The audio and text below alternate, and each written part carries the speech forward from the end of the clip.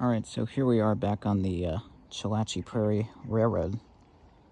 We're walking west, just about maybe 3/4 of a mile from the bridge where we were earlier.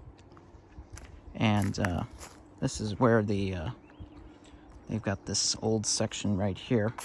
There used to be a switch. That's why the ties are much longer than these other ones here.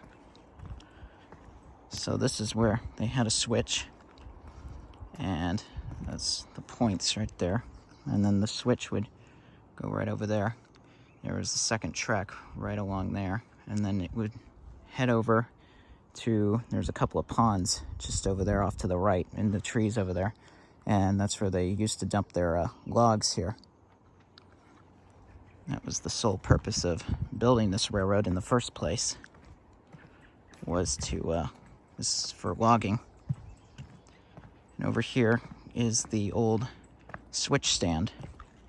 This is where the switch was located, right here. These ties are much longer here.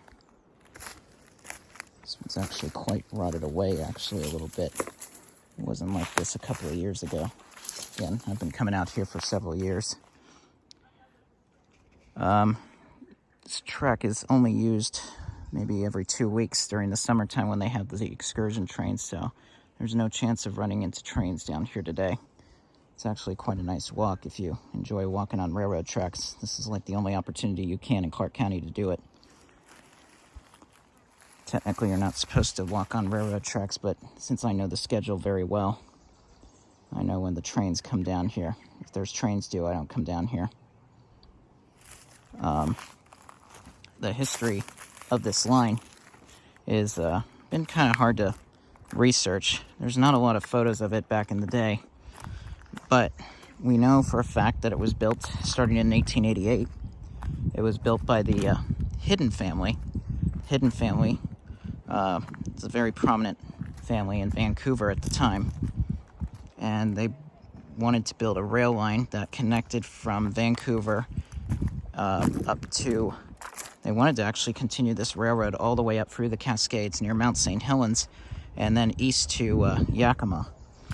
Well, obviously they ran out of money, and so they only made it as far as Yacolt, and it wasn't built to Yacolt until about 1902, 1903. It was originally named the Portland, Vancouver, and Yakima Railroad, and I think it was also named the Vancouver, Klickitat, and Yakima Railroad as well.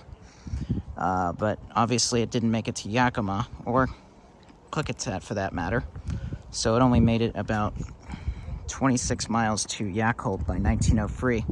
It took quite a bit of work because they had to build the trestle that we were on earlier, and then the 300-foot rock tunnel, which was blasted out of solid rock. This rail line was built to haul logs and also for passenger traffic up to Yacolt. There was a lot of lines that branched off of this track here. The example, of course, back there was that switch, but the Moulton Falls Trail, which is just behind those trees over there, that was also a railroad line, and that continued up farther to the southeast, up near Bell's Mountain and stuff, and that was called the Murphy Grade. That's what they call the Murphy's Grade.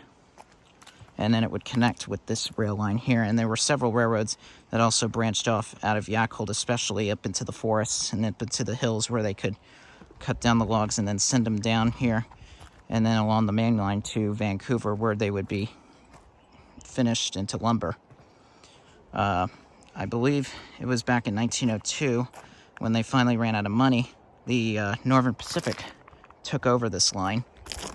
Northern Pacific, of course, was a big railroad back in the day, and they operated it until, you got to understand also at the time, back in the 1880s, there was no railroad bridge across between Vancouver and Portland.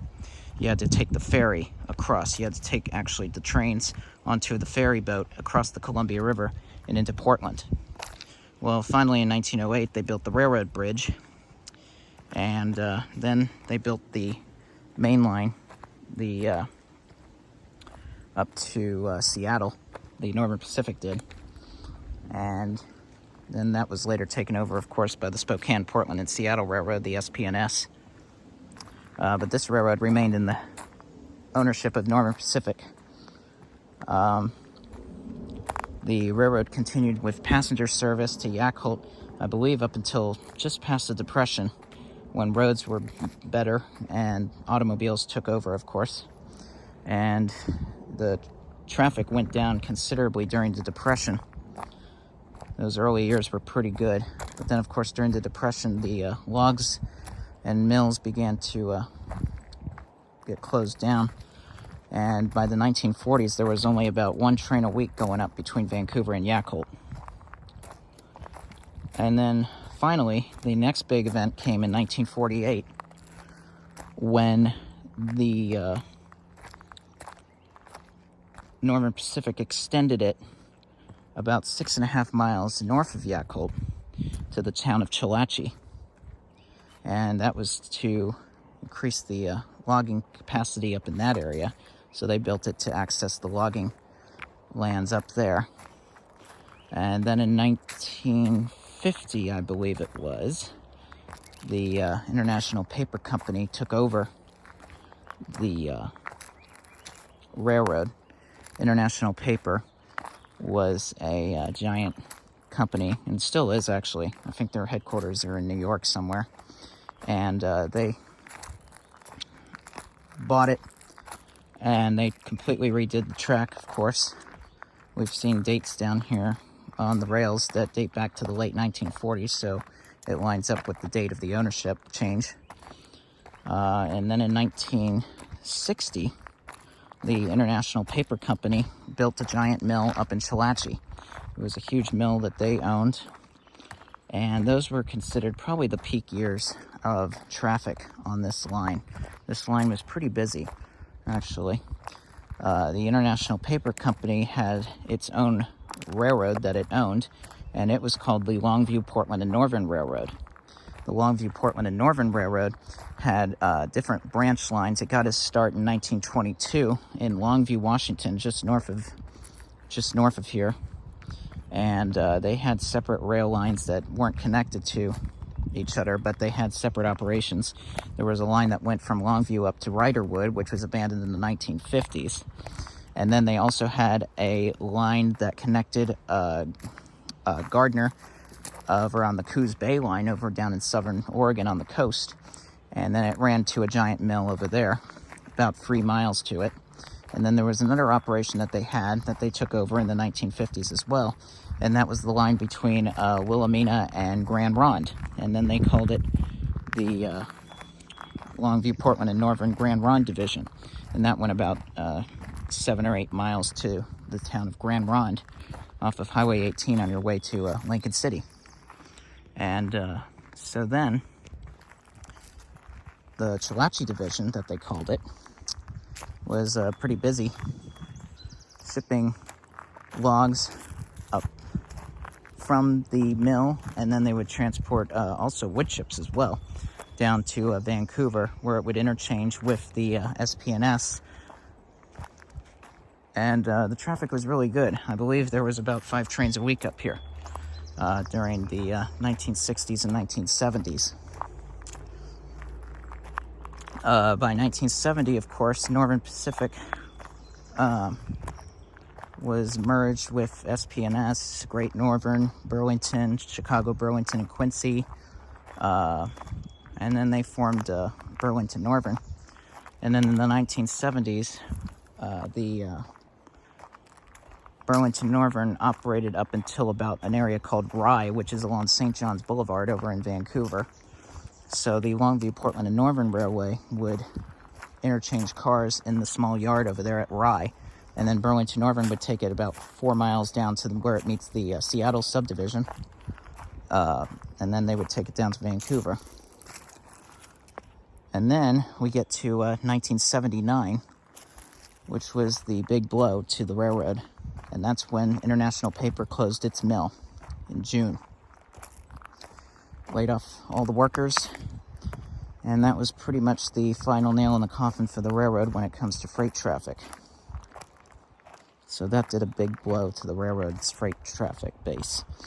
In 1981, a group of people got together and they bought the railroad from international paper.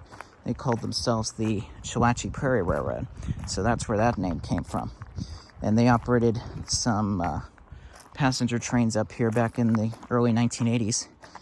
Well, then it went bankrupt by about 1983, 1984. And they were going to tear up this line and declare it abandoned.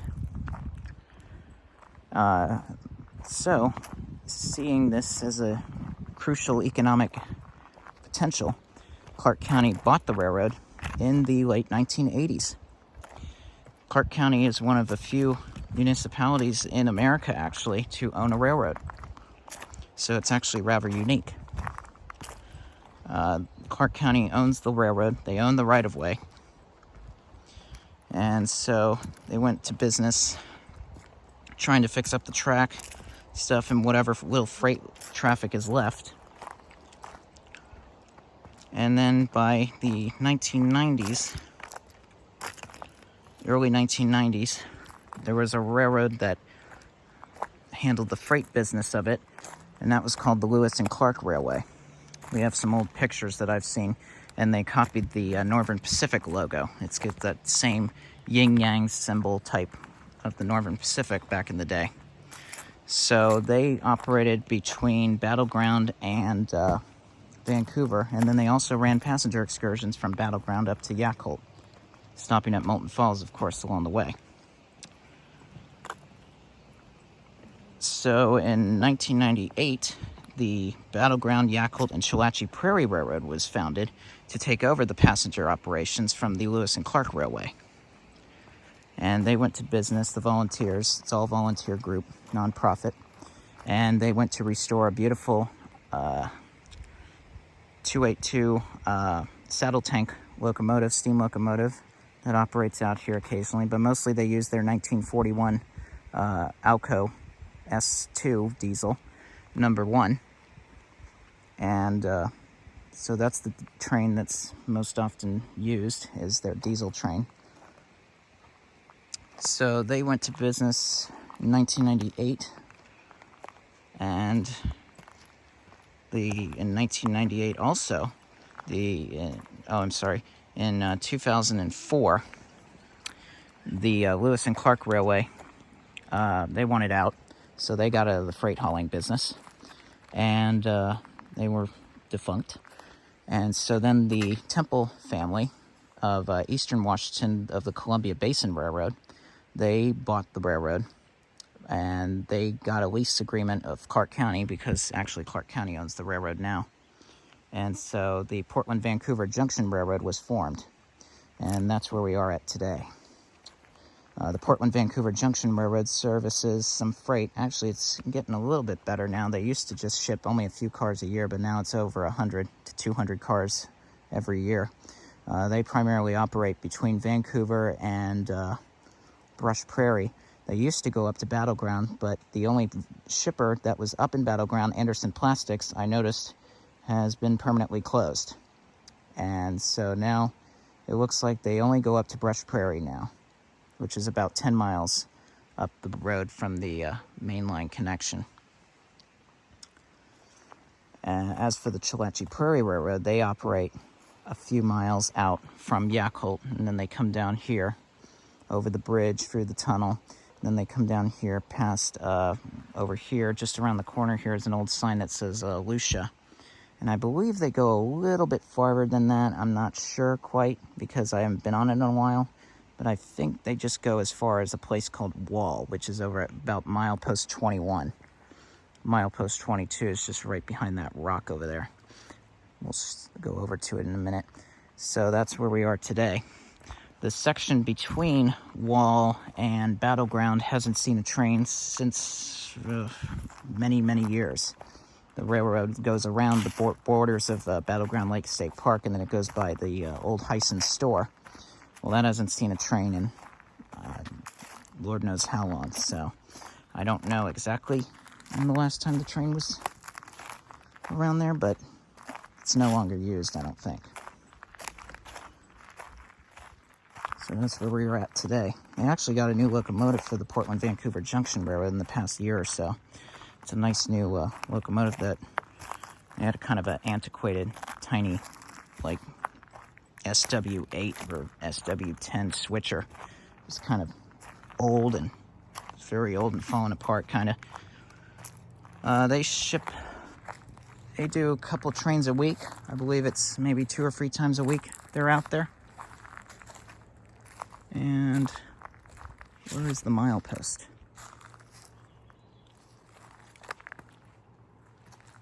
I don't see it. Where'd it go? Oh, it's knocked over. Wow. Somebody knocked it over. But this is milepost 22. This is 22 miles from Vancouver, where the junction is with the BNSF now, up to here. So, and the whole railroad's 33 miles, by the way, from Vancouver up to Chelatchie. So yeah, that's west, and then that's Hantwick Road crossing right there. So if you're ever out here, definitely come and check this place out. It's a beautiful old railroad. Well, I hope you enjoyed this history of the railroad. I guess that's it.